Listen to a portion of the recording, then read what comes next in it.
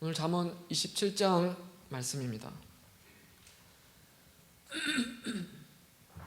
죄송합니다. 감기 걸려가지고 막 나오려고 해요. 나쁜 기침이. 막 뜨거운 말씀이 쏟아져 나와야 되는데 기침이 막 나오려고. 요즘 장안에 화제가 되고 있는 그 드라마 있습니다. 응팔. 네, 모르는 사람 있어요? 응팔? 네, 응답하라 1988. 네, 지난번에 저희 이제 토요일날 교육자 회의에서 목사님들 뭐 이렇게 전도사님들이 그 응팔이 요즘에 굉장히 감동적이다. 과거 뭐 응답하라 시리즈 중에 이번 게 가장 감동적이고 또 주는 메시지가 따뜻하다. 뭐 이런 말을 하더라고요. 그래서 심지어는 그 전날 금요일 저녁에 했었던 것을 보고 몇몇 분들이 울었다고, 막 눈물을 흘렸다고 제가 간증을 들었어요. 그래서 얼마나 따뜻하고 감동적이길래 목사님들이 눈물까지 흘렸을까? 제가 해서 그걸 일부러 찾아봤습니다. 제8화 따뜻한 말 한마디. 여러분들 보셨습니까? 그리고 저는 이제 그것을 이제 우리 모 청년으로부터 사이트를 카톡으로 링크를 해서 봤죠. 이제 그렇게 보면서 내심 마음의 준비를 하고 있었죠. 울 준비, 눈물을 흘릴 준비를 하고 있었어요. 그렇게 시간이 흘렀는데 울 타이밍을 놓쳤는지 그대로 끝나버리더라고요.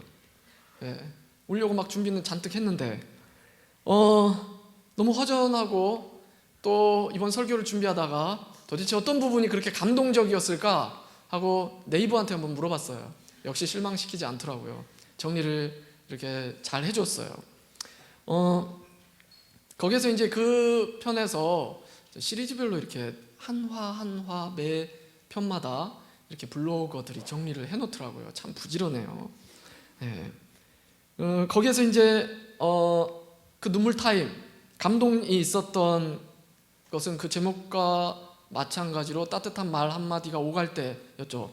처음은 이렇게 부모님이 돌아가셔서 울고 있는 어린 아이에게 이웃집 누나가 와서 안아주면서 울고 싶을 땐 마음껏 울어 라는 그 따뜻한 한마디에 많은 분들이 눈물을 훔쳤다고 합니다.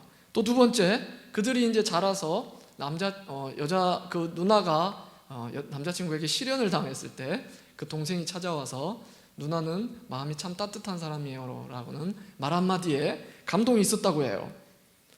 막 이제 느낌이 오시나요? 또 1시간여 이상의 수술을 하고 깬 형이 눈을 뜨자마자 자기 동생, 코피를 흘렸던, 어제 수술 전에 코피를 흘렸었던 동생을 향하여 깨자마자 너 코피는? 이라는 말에 시청자들이 감동했다고. 마지막으로 너 코피는 괜찮아 라는 그 형의 따뜻한 한마디. 또 마지막으로 그 형이 이제 수술을 앞두고 수술실을 이제 다음날 수술을 해야 되는데 엄마가 그 앞에서는 절대 내색을 하지 않더니 뒤에서는 혼자 막 우는 거예요. 그때 지나가던 의사가 발걸음을 멈추고 어머니에게 가서 말을 하죠. 이제까지 더 어려운, 더 험한 그 더 큰 수술도 다 잘 받았는데 이번 수술은 정말 아무것도 아니에요. 걱정할 필요 전혀 없어요. 이제까지 잘 해오셨잖아요 라는 그 한마디에 그 따뜻한 말 한마디, 이 말들이 오갈 때 저를 뺀 시청자들이 눈물을 흘렸다고 합니다. 우리는 사실 위로와 격려, 이 드라마처럼 어떤 칭찬, 따뜻한 마음이 들어있는 말 한마디가 오갈 때 감동을 느낍니다. 그리고 더욱이 마음속 깊은 곳에서 우러나오는 그 농도 깊은, 농도 진한 따뜻한 말 한마디에 더 큰 위안과 치유와 도움을 우리가 받게 되는 것입니다.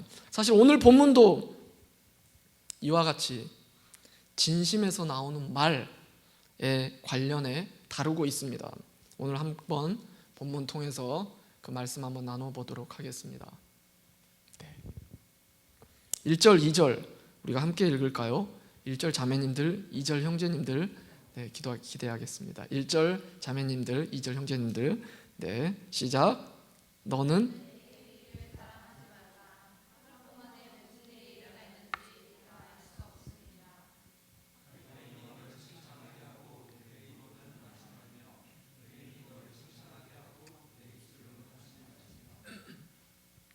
네, 그 하나님 주신 말씀이라고 그렇게 꼭 이렇게 중후한 무게감을 잡고 읽을 필요는 없습니다.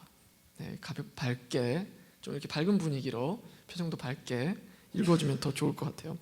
자, 오늘 1절 2절에서 히브리어 원문을 보면 자랑하지 말라, 1절에서 보면 내일 일을 자랑하지 말라, 그리고 2절에서 보면 너를 칭찬하다, 또 너를 칭찬하게 하고 해서 칭찬하다, 1절에서 자랑하다, 2절에서 칭찬하다가 동일한 말이에요. 동일한 단어, 동일한 동사예요. 하랄이라는 동사예요. 그러니까 1절에서 이야기하죠. 자기 칭찬은 곧 자기 자신에 대한 자랑이다. 그러니까 이것은 사실 심리적으로 안에 하나님 영광이 아니라 자기 영광을 드러내고자 하는 교만함에서 나온다는 거죠. 그리고 자기 자랑은 듣는 사람들에게 유익이 없어요. 자기 칭찬을 자기에게 했을 때는 다른 사람들에게 유익이 없어요. 오히려 유익을 주는 게 아니라 상대방으로 하여금 시기심 또는 질투심만 유발하게 되죠. 그래서 오늘 본문에서는 이렇게 스스로를 칭찬하지 말라고 2절에서 이야기하고 있는 겁니다. 너를 칭찬하게 하고 타인이 너에게 칭찬하게 하는 거지 너가 스스로 칭찬하지 말아라 라고 이야기하는 거죠. 여호와를 경외하는 사람, 지혜로운 사람이라면 자기 영광이 아니라 하나님 영광 위해서 하나님 영광을 구하는 사람이죠. 그렇기 때문에 교만하지 않습니다. 자기 영광을 위해서 살지 않습니다. 자기 자신을 드러내려고 애써 노력하지 않습니다. 그러니까 자기 칭찬, 그러니까 자기 자랑을 하지 않는다는 거죠. 칭찬은 나에게 하는 것이 아니라 다른 사람에게 하는 것입니다. 칭찬은 다른 사람이 나에게 해주는 것이죠. 그게 바로 칭찬이라고 오늘 본문이 이야기하고 있는 겁니다. 생각해보면 이 칭찬, 우리가 은근히 칭찬 듣기를 좋아해요. 그렇지 않나요? 칭찬 듣기 좋아합니다. 그래 무슨 일을 해도 뒤에서 칭찬해 주기를 은근히 기대합니다. 또 누가 칭찬을 해줄 때 일할 맛도 나고 기분도 좋아져요. 그래서 칭찬은 심지어 고래도 춤추게 한다는 책이 있죠. 네, 고래까지 춤추게 한다는 그 칭찬.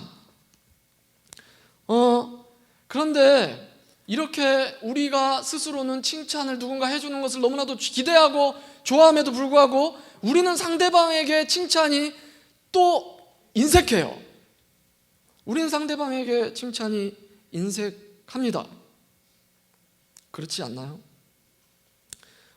누군가 무엇을 했을 때 옆에서 따뜻하게 말 한마디, 오 잘했어, 수고했어라고 하면 되는데 그거 잘 안 합니다. 그렇게 말하는 게 쉽지 않아요. 그래서 불필요한 감정 대립이 일어나기도 하죠. 저게 나 싫어하나? 내가 이렇게 했으면 말 한마디쯤 해줄 수 있지 않나? 막 기대하다가 아무 말 없이 넘어가면 괜히 자기 미워하는 것 같고, 안 그런가요? 옆에 있는 친구가 무언가 했을 때 그 친구가 무언가를 이루어 놓고 굉장히 뿌듯한 표정을 지으면서 자기를 바라봐요. 그러면서 내심 칭찬해 주기를 기대가 가득한 표정으로 쳐다보는데 오! 이렇게 감탄사 한 번만 딱 해줘도 끝나는데 이걸 아껴요. 이게 나오지 않아요. 그쵸? 시크하게 오히려 이런 감탄사 칭찬이 아니라 시크하게 무표정하게 있다가 거기에서 꼭 실수한 점, 조금 부족한 부분을 이렇게 지적해 주죠. 아내가 요리를 하면 맛있는 음식을 해놓고 쳐다봅니다.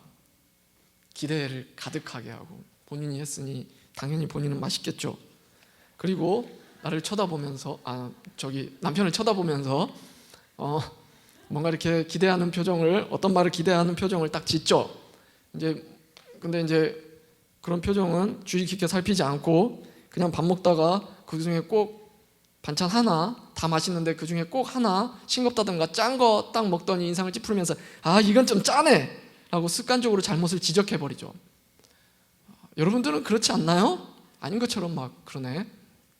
우리 안에 있어요. 칭찬의 인색함.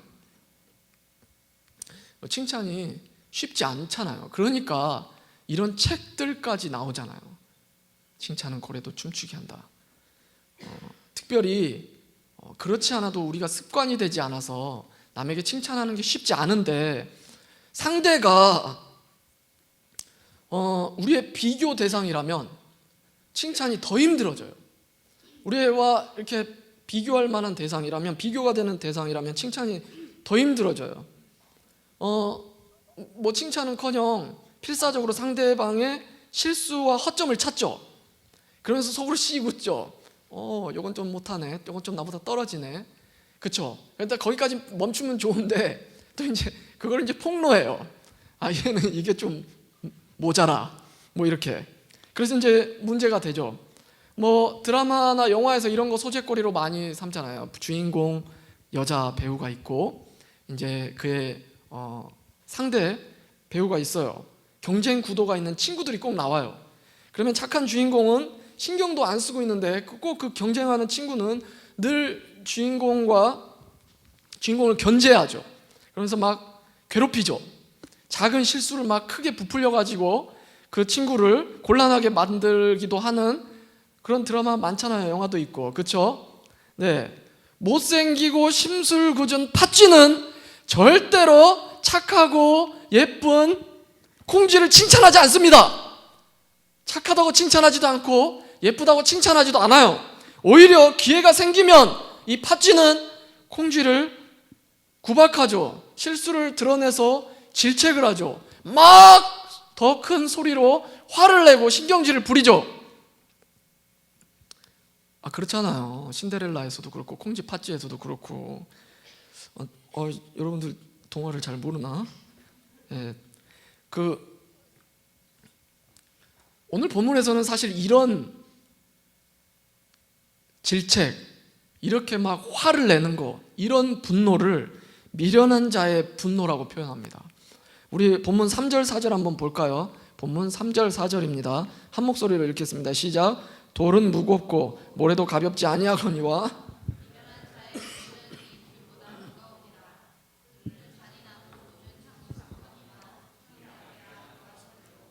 네, 돌이 무겁고 모래가 무거워요. 여러분들 그 백팩에다가 이렇게 자갈을 가득 채우거나 모래를 가득 채운다고 생각해봐요. 웬만한 자매들은 들지도 못해요. 무거워요.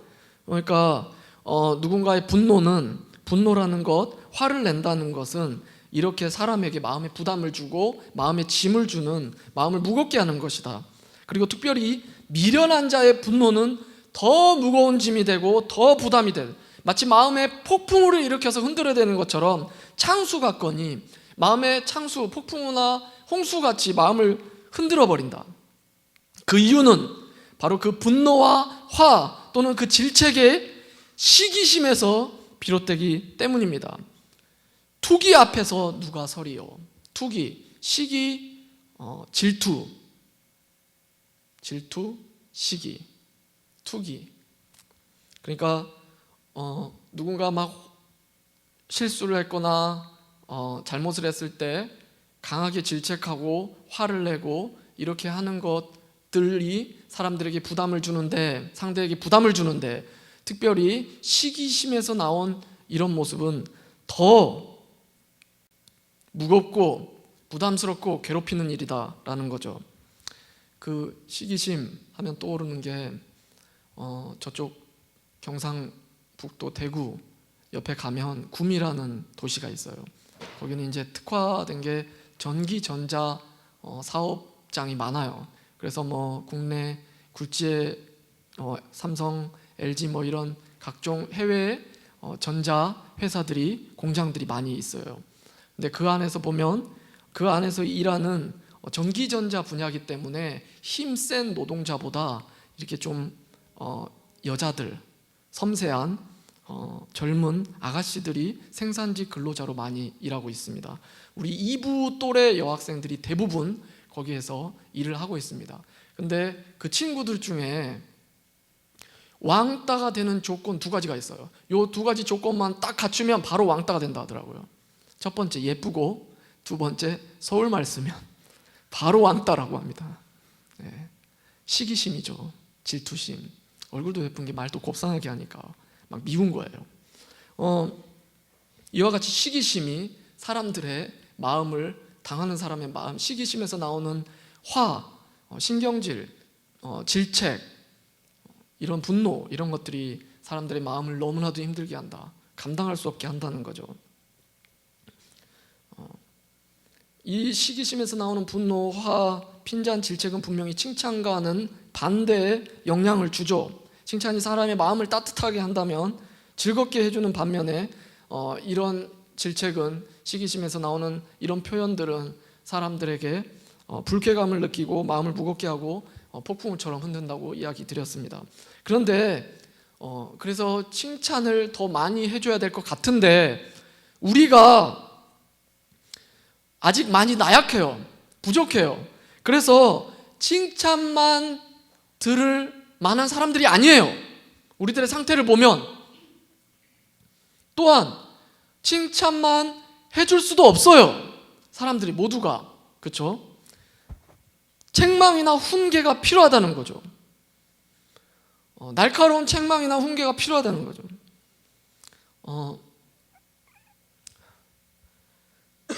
누군가 책망이나 질책을 할 때 이게 다 나쁜 게 아니라는 거죠. 그래서 오늘 5절 보면 면책은 숨은 사랑보다 나으니라. 여기서 면책이라는 말이 책임을 면하다, 책임을 피하다 이런 말이 아니에요. 면박을 주다 해서 그래서 얼굴 면자를 써서 마주하고 대놓고 책망하다의 면책입니다.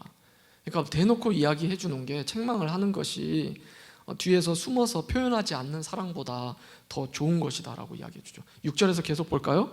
친구의 아픈 책망은 충직으로 말미암은 것이나 원수의 잦은 입맞춤은 거짓에서 난 것이다. 여기서 친구라는 말의 원어적인 의미를 보면 사랑하다, 애정을 갖다, 그냥 친구 관계, 친한 정도가 아니라 정말로 사랑하고 애정을 갖는 그 친구 관계를 말해주는 거예요. 즉 정말 사랑하는 사람이 해주는 책망, 면책, 대놓고 해주는 질책은 충직으로 말미암은 것이다. 즉 진실되고 신실한 뜻으로 한 것이다라는 거죠. 반대로 칭찬이 아까 긍정적인 유익을 준다고 했지만 비록 칭찬 또는 위로나 격려를 해주는 것 같은데 그 원수가 해주는 칭찬이라면 거짓되고 아무 의미가 없다, 도움이 되지 않는다라고 말하고 있는 겁니다. 7절, 배부른 자는 꿀이라도 싫어하고 줄인 자에게는 쓴 것이라도 다니라. 무슨 말입니까? 너무 많이 먹어서 배가 부른 사람은 아무리 맛있는 꿀도 먹고 싶지 않아요. 물려요. 반대로 아무리 맛없는 음식일지라도 며칠 굶어보세요. 찬밥, 더운 밥 가리지 않는다고 하잖아요. 무슨 말입니까? 아무리 좋은 칭찬이나 아니면 차가운 질책, 사람을 무겁게 하고는 마음을 무겁게 한다는 그 질책일지라도 상황에 따라서 또는 누가 하냐에 따라서 어떤 마음으로 하냐에 따라서 달라진다는 거죠. 유익이 되기도 하고 또는 도움이 되지 않게 된다는 것입니다. 더 힘들게 할 수도 있다는 것이죠. 칭찬은 많은 긍정적인 기능이 있어요. 하지만 자신에게 하는 칭찬은 분명히 문제가 있다. 상대로 하여금 시기심을 유발하게 한다. 또한 책망, 불같이 화내는 것, 화를 내고 꾸짖는 것은 마음에 부담이 되는 거지만, 마음을 무겁게 하지만 모두 나쁜 것은 아니다. 진정한 친구가 해주는 책망이라면, 질책이라면 오히려 유익이 된다라고 말해주는 있는 것입니다. 8절, 고향을 떠나 유리하는 사람은 보금자리를 떠나 떠도는 새와 같으니라. 그래서 고향 또는 가정에 누가 있나요? 사랑하는 사람들이 있죠. 오늘 본문에서 말하는 친구, 정말 사랑하고 애정으로 말을 해줄 수 있는 사람, 가족, 친구가 있는 곳이 바로 이 고향입니다. 그래서 우리가 고향 또는 가정을 떠난 사람은, 주변에 자신을 생각해줄 친구나 가족을 떠나는 사람은 둥지를 떠나 방황하는 새와 같다. 방황하는 자와 같다는 거죠. 10절, 내 친구와 내 아비의 친구를 버리지 말며 내 환난 날에 형제의 집에 들어가지 말지어다. 가까운 이웃이 먼 형제보다 나으니라. 그래서 이런 좋은 친구 있는 곳을 떠나지도 말고 그 친구를 버리지도 말라라고 하고 있는 것입니다. 절대로 버리지 말라라고 하고 있는 것이요. 이런 친구라면 멀리 떨어져 사는 형제보다도 오히려 유익을 준다. 피를 나눈 가족이나 형제일지라도 떨어져 살다 보면 가족애보다 서로 서운한 것들이 서운한 감정들이 더 많이 생길 수도 있어요. 그래서 부모가 살아계실 때 형제지, 부모 돌아가시고 나면 남남이다, 뭐 이런 말이 나올 정도잖아요. 그러니까 정말로 사랑하는 친구, 뭐 그분이 가족이 될지 아니면 진짜 친구가 될지, 그들의 있는 곳을 떠나지도 말고 그들을 버리지도 말라. 그들과 늘 함께 있어라. 자기에게 칭찬과 위로와 격려를 해주는 사랑하는 사람, 또는 자기의 마음이 무겁고 부담스럽더라도 필요할 때 유익이 되는 질책과 책망을 해주는 사람과 함께 있으라는 거죠. 9절 돌아가서 9절 한번 볼까요? 기름과 향이 사람의 마음을 즐겁게 하나니 친구의 충성된 권고가 이와 같이 아름다우니라. 좋은 향수는 사람의 기분을 상쾌하게 하죠. 사실 친구의 신실한 조언이 바로 이와 같다는 거예요. 사람에게 유익이 된다는 거예요. 여기서 충성된 권고에서 이 충성된이라는 말의 의미 안에, 원어적인 의미에 영원, 생명력을 의미하고 있습니다. 네페시라는 단어죠. 우리가 흔히 쓰는 말로 영혼 없는 말, 영혼 없는 대답, 정말로 사랑하는 친구, 사랑하는 자라면 영혼 없는 말, 영혼 없는 대답하지 않는다는 거죠. 영혼이 깃들어져 있는 생명이 되는 말을 해주는 거죠. 칭찬이 됐든 책망이 됐든 질책이 됐든. 결국 오늘 메시지는 칭찬도 필요하고 책망도 필요하다. 그런데 누가 하냐에 따라서, 어떤 마음을 갖고 하냐에 따라서 그 의미가 완전히 달라진다는 거죠. 그래서 진정한 친구가 주는 칭찬과 책망, 생명력 있는 그 유익한 조언을 우리가 늘 그 친구와 함께함으로 우리가 들을 수 있어야 된다는 겁니다. 여러분들은 어떤 칭찬과 어떤 조언을 해주는 여러분 스스로는 그런 친구인가요? 주변의 이웃에게. 우리 교회 청년부는 우리 교회는 서로 어떤 관계인가요? 어떤 말을 해주는 관계인가요? 필요한, 마음에 있는 정말 필요한 따뜻한 말 해주나요? 아니면 차갑게 그런 말을 아끼나요? 아니면 정말 필요한 책망과 질책을 해주나요? 아니면 부담스럽고 관계가 껄끄럽게 될 것 같으니까 아껴버리나요? 우리 교회 공동체는 하나님께서 관계를 하나님께서 관계를 맺어주신 공동체입니다. 진정한 친구의 관계죠. 서로 사랑하는 친구가 되어 마땅하는 것이죠. 예수님처럼 서로에게 칭찬, 격려 또는 진심 어린 조언을 해주는 주님의 몸이 되는 우리 교회와 청년부 되기를 소망합니다. 그리고 때론 책망일지라도, 선배로서 후배에게 질책을 가한다 할지라도, 또는 가한다 할지라도 그것을 받아들일 수 있는 그 신앙과 믿음을 소유한, 신뢰를 회복한, 신뢰를 갖고 있는 그런 몸 되기를 정말로 간절히 소망합니다. 여러분들이 누군가에게 어떤 말을 하냐고 물었었습니다. 그러면 정말로 여러분 개인에게는 그런 말을 해줄 친구가, 진정한 친구가 있나요? 사실 그런 고민을 해봤어요. 제가 칭찬을 잘 못한 경험이 있었고, 또 때로는 정말로 필요한 말이 쓰디쓴 말인데 그 말 하는 것도 쉽지 않더라고요. 그 상대방이 받아들이지 못할 것 같아서. 정말로 깊은 관계가 회복되면 그런 말을 해줄 수 있는 관계인 것 같아요. 그래서 우리 청년부가 정말 그런 관계가 이루어지는, 서로 그런 관계로 얽히고 설켜 있는 그 끈끈한, 정말 주님이 원하시는 그런 교회 공동체가 되기를 소망합니다. 그런데 우리에게 이미 그런 말을 해줄 수 있는 친구가 있어요. 우리 모두에게 있죠. 정말 사랑으로, 그 뜨거운 사랑 사랑으로 갖고 우리에게 위로도 주고 또는 차가운 책망도 주는 친구가 있죠. 우리 모두에게 있죠. 요한복음 15장 15절 이제부터는 너희를 종이라 하지 아니하니니 종은 주인이 하는 것을 알지 못함이라 너희를 친구라 하였노니 내가 내 아버지께 들은 것을 너희는 다 너희에게 알게 하였음이라. 요한복음 15장 13절 사람이 친구를 위하여 자기 목숨을 버리면 이보다 더 큰 사랑이 없나니. 이보다 더 큰 사랑이 없대요. 친구를 위해서 자기 목숨을 버리면. 주님이 우리를 위해서 목숨을 버려줬죠. 주님보다 더 큰 사랑을, 우리를 향한 더 큰 사랑을 갖고 있는 분이 없다는 거죠. 더 큰 사랑을 가진 친구가 없다는 거죠. 그런데 여러분, 이 주님, 우리를 향한 진실한 사랑을 갖고 있는 이 주님이 말씀이죠. 이 주님이 우리에게 말씀하고 있는 거죠. 바로 성경을 통해서.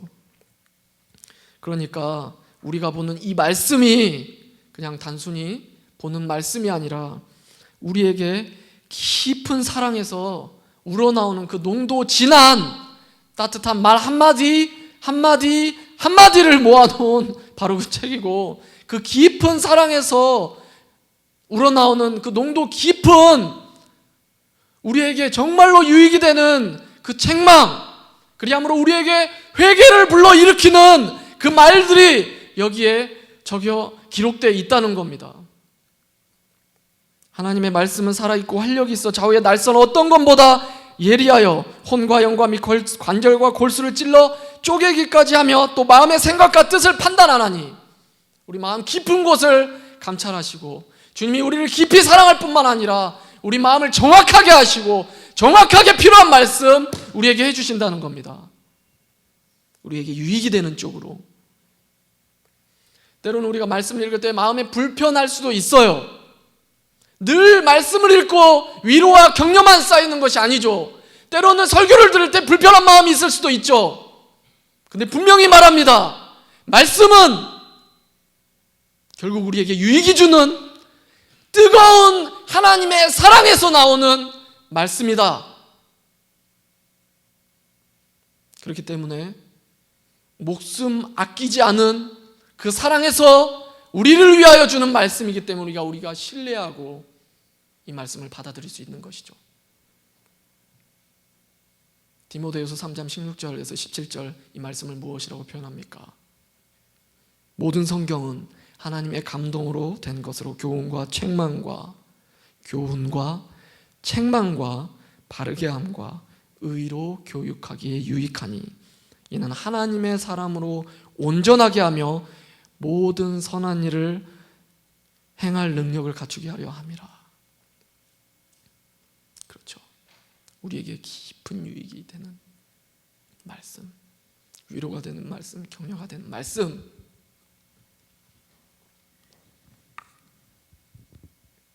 그리고 우리에게 정말 그리스도를 닮아가도록 인도해주는 말씀, 바로 우리가 보는 말씀이라는 것입니다.